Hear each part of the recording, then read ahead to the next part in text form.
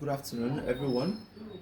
Good morning, good evening, good night from wherever it is you're watching the video. Welcome back to my channel. I am Olawale, and what I do is I solve mathematical questions and solve problems that has to do with sciences in general. The last time we had made a video, we were talking about simultaneous equation, and under simultaneous equation, I told you there are two major methods that we use. We use the substitution method and we use the elimination method. That day I was able to solve a particular question using the substitution method. Now I'll be showing you how I can solve that same question using the elimination method. Let's dive into the question. Okay, this is the same question that we did last week. That is x minus y is equals to 2. You understand? So, and we have 2x plus 3y is equals to 9. Now, we're doing the same question, but using a different method. So we say using elimination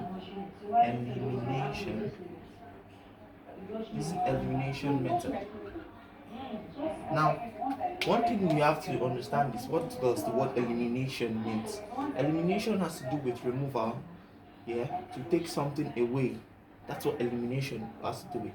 Now, if you are dealing with elimination, the first thing you have to do is to make sure you know the variable you want to eliminate. You understand? We have two variables here. We have x and we have y.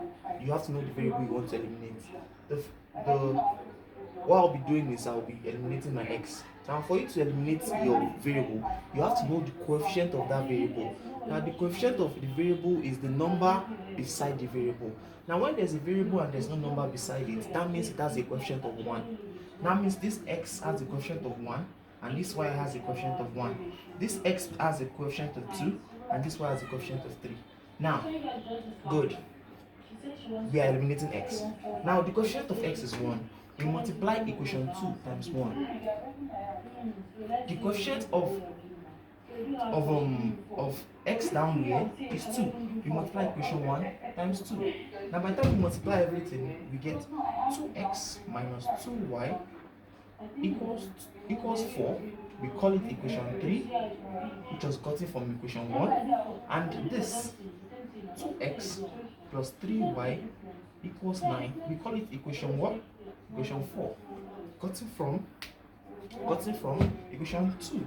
Now we have 4 equations, but we'll be dealing majorly with equation 3 and 4 because it was what we used in getting what will be eliminated. Now, you notice something. X has the same variable. Because it has the same variable and the same sign in front of any variable that is hidden, it's called an addition sign. The sign in front of any variable that is hidden is called an addition sign. Now, because it is not written, that means it's hidden, and because it is hidden, it's an addition sign. Because it is hidden, it's an addition sign. There's a rule that says SSS as and DSA, which means same sign subtract and different sign add. Now, that being said, we have plus same sign, so we subtract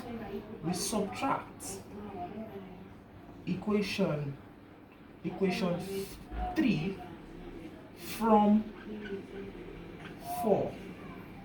We subtract equation 3 from 4. That means this minus this.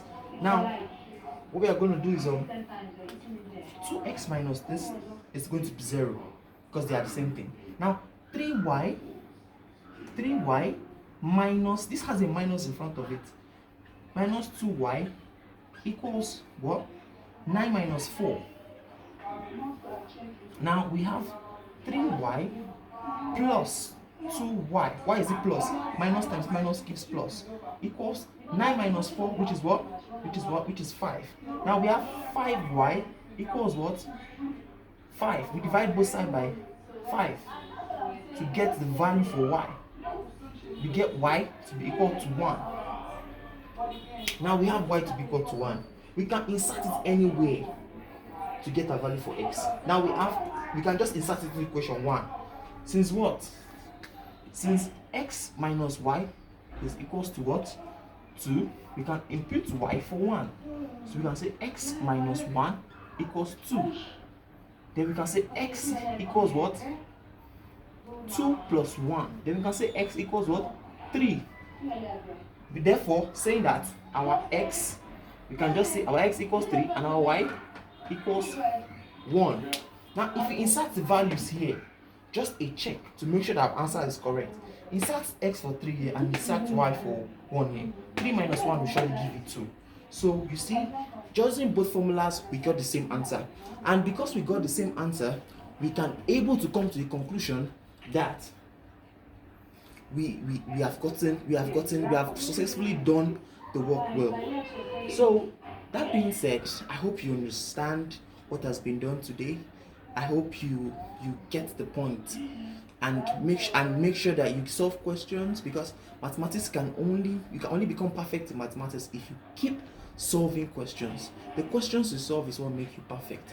Now, if you have any question, you can always comment, you can always ask questions. I will do well to get back to you.